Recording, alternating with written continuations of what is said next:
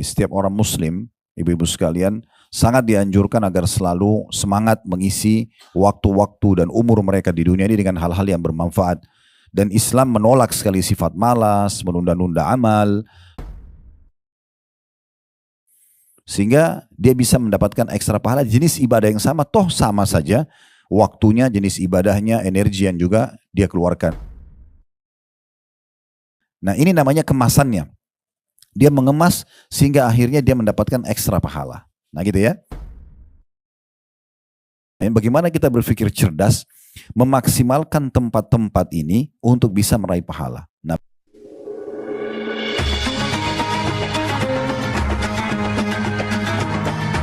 yang subscribe, semoga hidup kaya raya, mati masuk surga. Yuk jadi bagian dari dakwah kami. Dukung operasional dakwah dan sosial kami, raih pahala amal jariah yang terus mengalir sampai hari kiamat. Assalamualaikum warahmatullahi wabarakatuh. Alhamdulillah, tidak henti-hentinya lisan kita selalu memuji dan memuja Allah. Kita tentu sangat yakin sebagai seorang muslim, dua susunan kata ini alhamdulillah adalah kalimat yang mulia, kata-kata yang mulia, yang Allah subhanahu wa ta'ala jadikan sebagai kalimat dan kata-kata syukur kepadanya. Dan kita juga sudah tahu dan sering mendengar dari para ustadz kita, dari para kiai, firman Allah subhanahu wa ta'ala, la in syakartum la azidannakum. Kalau kalian bersyukur maka pasti aku akan tambah. Maka nikmat-nikmat Allah yang tidak terhinggai dari makanan, minuman, kesehatan, kesempatan dan segala macam hal harusnya kita gunakan di atas ketaatan kepadanya dan kita syukuri. Dan alhamdulillah Allah mudahkan dengan dua susunan kata ini. Selanjutnya kita panjatkan salam hormat kita kepada utusan Allah Nabi besar Muhammad sallallahu alaihi wa ala alihi wa sahbihi wasallam, sebagaimana Allah telah perintahkan kita untuk mengucapkan salam hormat tersebut. Baik, judul kita insyaallah amalan-amalan yang dikerjakan atau amalan dikerjakan sebelum Ramadan ya. Mungkin seperti itu kurang lebih. Sebenarnya sih kita lebih banyak di materi kita ini membahas masalah Ramadan ya. Walaupun kita akan menyinggung tentang amalan secara umum yang kira-kira bisa memotivasi seorang muslim untuk mengerjakan ibadah apapun. Dan kalau kita simpulkan sebenarnya adalah bagaimana kita mengetahui, mempelajari dan mendalami kembali apa yang berhubungan dengan janji Allah di ibadah yang kita ingin kerjakan. Jadi kalau Bapak Ibu atau Ibu-Ibu sekalian ingin rajin mengerjakan sholat malam, maka kata kuncinya sebenarnya adalah bagaimana kita membaca dulu dan mengetahui apa yang kita dapatkan kalau sholat malam. Begitu juga kalau kita ingin rajin bersedekah, haji dan umroh, bakti sama orang tua, apa saja. Semua jenis perintah agama, kalau kita ingin agar kita selalu termotivasi mengerjakan, terdorong, ya, semangat untuk mengerjakan, dan juga bahkan bisa lebih jauh dari itu, yaitu istiqamah. Kita konsisten menjaganya, yaitu dengan membanyak mempelajari dan mengulang-ulangi kembali tentang janji Allah di ibadah tersebut. Jadi jangan pernah melakukan satu ibadah, ini saran kami, kecuali ibu-ibu sudah mempelajari dan mengetahui, bahkan sering mengulang-ulangi janji Allah di ibadah itu. Biasanya dalam bahasa ceramah itu fadilahnya.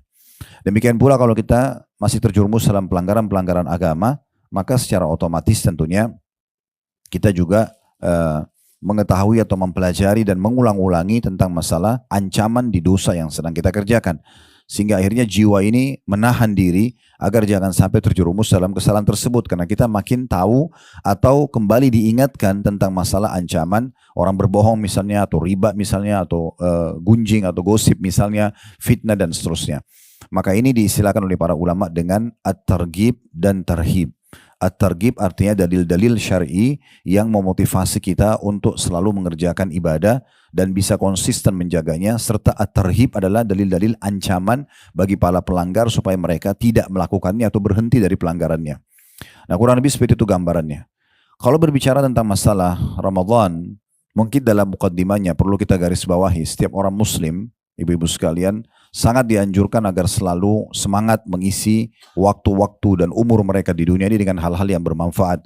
Dan Islam menolak sekali sifat malas, menunda-nunda amal.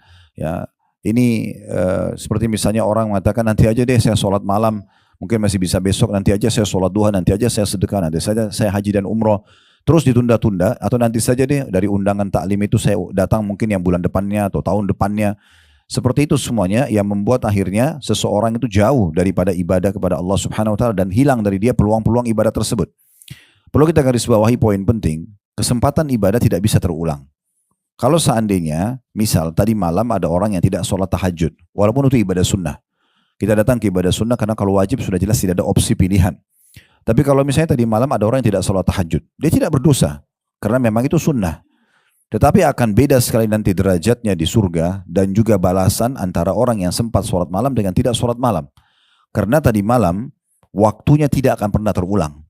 Kalau ada orang yang sholat malam tadi malam, tercatat di buku amal yang akan dia terima balasannya pada hari kiamat nanti, itu bahwasanya dia sholat malam. Dan yang tidak sholat malam tidak bisa memperbaikinya. Misalnya sekarang dia dengar ceramah seperti ini, lalu dia mengatakan, ya Allah tolong kembali ke semalam, saya ingin sholat malam karena saya sudah tahu keutamanya. Sudah nggak bisa. Bahkan 1 detik saja yang sudah berlalu yang lalu, itu tidak bisa lagi kita minta kembali.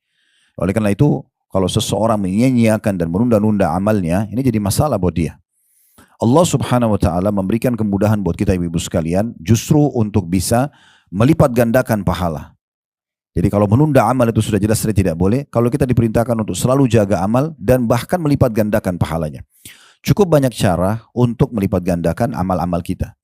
Misal contoh di majelis ta'lim seperti ini, seseorang datang belajar. Bisa saja dia datang sendiri, dia membawa dirinya karena dia butuh untuk belajar, selesai, gitu kan. Tapi ada orang mungkin, apalagi kalau diizinkan mungkin sama panitia, memang ini flyernya ada taklim kita tolong disebarin misalnya. Lalu kemudian dia sebarkan. Anggaplah di grup keluarganya aja atau di teman-temannya. Dari 100 orang, 200 orang yang ada mungkin ada 10 orang datang ke taklim karena undangan dia misalnya. Kalau dalam taklim kita ini misal dia diberikan pahala 100 oleh Allah. Angka 100 cuma sebagai contoh. Kalau dia diberikan pahala 100 dan teman-temannya masing-masing yang datang juga diberikan 100 masing-masing pahala, maka secara otomatis dia memiliki 1100 pahala. Karena 100 pahala dia, 1000 dari teman-temannya yang 10 tadi, 100 kali 10 orang. Ini namanya kita bagaimana memarketingkan ibadah itu. Sebenarnya kita bisa memasarkan gitu ya. Semua jenis ibadah yang sedang kita kerjakan bisa kita raih pahala yang sama dan berlipat-lipat ganda walaupun sebenarnya jenis ibadahnya sama. Kita bisa tarik juga kalau sholat, kita bisa tarik juga kalau umroh dan haji, kita bisa tarik dalam semua ibadah. Alangkah baiknya kalau kita mau kerjakan, kita juga memotivasi orang lain untuk mengerjakannya. Abu Hurairah radhiyallahu anhu, beliau itu kalau mau sholat, sebelum sholat, jauh sebelum waktu sholat, beliau sudah keluar dari rumahnya. Dan keliling kota Madinah. Keliling kota Madinah, beliau mengajak teman-temannya di kota Madinah untuk sholat. Sampai akhirnya sudah mengelilingi semaksimal rumah yang dia mampu di kota Madinah, baru dia datang ke masjid Nabi pas azan duhur misalnya. Maka dengan ini dia dapat pahala sholat duhur, dia juga dapat pahala langkah ke masjid yang sangat banyak, dia dapat pahala mengajak orang. Sehingga dia bisa mendapatkan ekstra pahala jenis ibadah yang sama, toh sama saja waktunya, jenis ibadahnya, energi yang juga dia keluarkan. Ini contohnya gitu ya. Dia bisa lipat gandakan pahala dari ibadah tersebut. Yang kedua, kita bisa juga melipat gandakan pahala dengan mengemas ibadah itu. Jadi kita bagaimana mengemasnya sebaik mungkin. Akan beda pahalanya orang yang bangun sholat malam, ibu-ibu sekalian. Begitu dia bangun sholat malam, ya udah dia sholat apa adanya saja. Maksudnya dalam keadaan dia, mungkin dia pakai mukena, maaf yang belum dicuci, mungkin sudah 1 minggu belum dicuci. Misal contoh sejadahnya juga sama, kondisinya sudah berapa lama dipakai sama dia misalnya. Dia pun terlintas di benaknya baca surah yang mudah saja buat dia. Selesai dia sholat, dapat pahala, dapat pahala. Bagaimana, berapa besarnya kita nggak tahu, tergantung kadar keikhlasan dia. Tapi sebenarnya dia bisa meraih pahala ekstra kalau dia mengemas sholat malam itu. Contoh misalnya, dia memang sudah menyiapkan mukena yang sudah dicuci. Bahkan boleh dibubuhi minyak wangi. Karena yang tidak boleh ibu-ibu kalau keluar rumah. Tapi kalau kita pakai sementara kita sholat, kita ibadah kepada Allah SWT, malah kita boleh tampil sebagus mungkin. Ya. Dan juga misalnya sejadahnya juga dibubuhi parfum, misalnya minyak wangi, dia sudah niatkan dari malam ingin sholat malam, dia juga sudah memilih surah-surah yang dia ingin baca. Dan fatwa ulama membolehkan orang untuk kalau sholat, terutama sholat sunnah, boleh memegang mushaf, atau kita memegang aplikasi Al-Quran di handphone kita. Jadi daripada ibu mutar-mutar baca inna a'tayna wal asr tabbat yada misalnya, itu aja terus sudah 10 tahun sholat malam, kenapa nggak baca dari Al-Baqarah sampai selesai Al-Imran dengan cara memang continue melihat aplikasi Al-Quran kita yang kita selalu baca setiap malam gitu ya. Itu contohnya. Jadi misalnya kita kalau mau, kan sholat malam itu ada banyak motivasinya ya. Nabi SAW menyebutkan pahala, beda orang kalau baca cuma 10 ayat, orang baca 100 ayat, orang baca 1000 ayat. Itu banyak sekali hadis-hadis atau ada hadis yang menyebutkan tentang keutamaan yang berbeda masing-masing. Jadi misalnya begitu, maka beda pahalanya antara orang yang pertama bangun kemudian dia sholat dengan kondisi dia saja, dengan dia sholat bangun tapi dalam kondisi sudah diniatin dari tadi malam, dia sudah siapkan surah yang dia mau baca, dia persiapkan mukena dan sejadahnya yang bagus, itu semua akan beda. Kemasannya begitu. Dalam sedekah juga sama. Mungkin beda sekali pahalanya antara seseorang yang kebetulan lewat di pinggir jalan, ada orang miskin minta. Kemudian dia mengorek dompetnya, berapa saja uang yang ada dikeluarkan sama dia. Gitu kan. Dengan orang yang memang sebelum keluar rumah, dia sisipkan di salah satu bagian dari tas dia atau dompet dia, uang mungkin 100.000 yang baru, 50.000 yang baru, ini khusus untuk sedekah. Saya tidak akan pakai untuk yang lain. Maka dia sudah sisipkan uang khusus untuk itu. Ini berarti kemasan terhadap sedekah itu. Dia sudah niatkan, hari ini saya akan sedekah 500.000, 1 juta rupiah. Disisipkan sendiri. Dan memang dicari uang yang baru yang dikeluarkan untuk Allah Subhanahu wa Ta'ala. Karena hakikat sedekah sebenarnya bukan si penerimanya, tapi bagaimana kita memberikan karena Allah Subhanahu wa Ta'ala. Itu contohnya. Maka kemasan uang ini yang dia kasih, apalagi kalau dia sudah kemas dengan tambahan-tambahan lagi ya. Misalnya daripada cuma uang, disisipin buku misalnya, dia beli 1 buku saku tentang sholat, tentang apa. Kayak sekarang mau Ramadan, tentang puasa misalnya. Sisipin uang di dalam buku tersebut, lalu dikasih setiap orang, dia lewat di pinggir jalan misalnya. Orang yang dorong gerobak, orang yang ini, dan di tukang parkir, dia masuk ke mall, staff daripada supermarket yang datang, dan seterusnya. Contoh. Nah ini kan kemasan terhadap sedekah itu, berbeda. Kalau pernah dengar hadits ini alhamdulillah. Kalau belum, saya sebutkan Nabi SAW pernah bersabda kepada para istri-istri beliau semasa beliau hidup, beliau mengatakan, nanti orang yang paling pertama dari kalian menyusul aku pada saat aku meninggal. Ini berandakan memang Nabi SAW sudah tahu beliau akan meninggal sebelum istri-istrinya. Dan beliau mengatakan, nanti yang paling pertama menyusul aku meninggal dari kalian adalah yang paling panjang tangannya. Maka kata Aisyah radhiyallahu anha, kami setelah Nabi SAW meninggal, hampir setiap ketemu kami mengukur panjang tangan kami. Karena mereka memahami secara letterlet bahwasanya memang yang paling panjang tangannya diukur di dinding rumah itu berarti yang lebih dulu meninggal. Kata Aisyah, kami memahami hikmah dan maksud daripada hadis ini atau perkataan Nabi SAW ini justru setelah Zainab binti Jahash meninggal radhiyallahu anha. Ini istri Nabi yang paling pertama menyusul Nabi SAW setelah Nabi meninggal. Ternyata Zainab binti Jahash sama dengan istri Nabi yang suka sedekah. Cuma bedanya dia mengemas sedekahnya. Kalau Zainab binti Jahash ingin memberi makanan, maka beliau tidak membeli makanan jadi tapi memasaknya sendiri. Kalau beliau ingin bersedekah dengan baju perang misalnya, maka beliau bukan beli di pasar yang sudah jadi tapi beliau jahit sendiri. Nah ini namanya kemasannya. Dia mengemas sehingga akhirnya dia mendapatkan ekstra pahala. Nah gitu ya. Kemudian yang ketiga, dan ini yang jadi bahasan kita sebenarnya, adalah memaksimalkan waktu dan tempat yang memiliki keutamaan. Ini juga sama, ini bisa kita mengekstrakan pahala kita. Nah kalau tempat tentunya tidak asing, wilayah Mekah, Masjidil Haram dengan sholat 100.000 pahala kalau sholat sendiri. Kalau sholat berjamaah berarti dikali 25 kali lipat, berarti 2,5 juta pahala sholat di Masjid Haram dibandingkan tempat lain gitu kan. Begitu juga dengan Masjid Nabawi misalnya, karena di 1.000 dibandingkan tempat lain kalau sholat sendiri. Kalau sholat berjamaah berarti 25.000 karena dikali 25 kali lipat. Masjid Aqsa 250 kalau sendiri, kalau sholat berjamaah berarti kali 25 kali lipat. Itu semuanya berarti ada tempat yang lebih mulia. Bagaimana kita menjadikan sebagai sebuah target kita dan selalu niat dan berdoa kepada Allah agar Allah memudahkan kita sering mendatangi tempat-tempat ini untuk memperbanyak dan melipat gandakan pahala kita. Ya, walaupun hanya dengan niat, ya. Kita niat bertekad dengan baik. Ingat hadis Nabi SAW, manusia 4 golongan. Yang pertama yang paling mulia adalah orang yang Allah kasih ilmu dan harta. Dia punya ilmu dan harta lalu dihabiskan keduanya di jalan Allah. Maksudnya dia mengajarkan ilmu agamanya, dia sedekahkan hartanya. Jadi maksudnya dalam kebaikan, membangun masjid, rumah anak yatim, segala macam lah. Kemudian ada golongan kedua, kata Nabi SAW, justru orang ini diberikan hanya ilmu tapi nggak punya harta. Dia tahu teorinya, bangun masjid pahalanya ini, rumah anak sponsor anak yatim pahalanya ini dan seterusnya. Tapi dia nggak punya harta untuk dikeluarkan. Lalu kata Nabi SAW, dengan jujur dalam hati dia berkata, orang yang kedua ini, ya Allah, kalau seandainya Engkau memberikan aku seperti yang diberikan kepada yang ini, maksudnya si fulan, yang pertama tadi, yang punya ilmu dan harta, maka aku akan mengerjakan hal yang sama. Kata Nabi SAW, dengan niat yang tulus tadi, fahuma fi ajri sawa, maka dua-duanya sama pahalanya. Dua-duanya sama pahalanya. Ini penting sekali ya.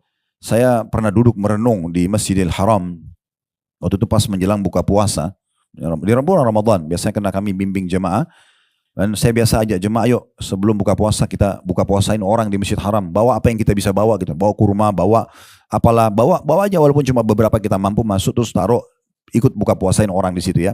Tapi sekarang alhamdulillah kita sudah bisa connect sama yayasan-yayasan resmi di Mekah untuk bisa buka puasain orang. Biasanya menjelang puasa kami iklanin kalau ada yang mau partisipasi dalam masalah ini. Intinya sebenarnya waktu sementara menjelang azan maghrib, Orang semua pada sibuk berdoa, ada yang sibuk menyiapkan buka puasa. Saya sempat merenung sejenak sambil melihat Masjidil Haram yang begitu banyaknya orang tawaf, begitu banyaknya orang sa'i, begitu banyaknya orang sholat, zikir, berdoa, macam-macam ibadah di situ. Berapa banyak pahalanya Raja Saudi ini? Karena dia yang membangun, dia punya kekuasaan, Allah kasih. Mungkin kalau kita jadi Raja Saudi kayaknya sudah mustahil gitu ya. Karena sudah sangat jauh. Allahu alam kalau Allah bukain, tapi itu sangat jauh. Karena memang kita bukan warga negara sana, bukan keturunan kerajaannya. Tapi apakah kita hanya tonton saja?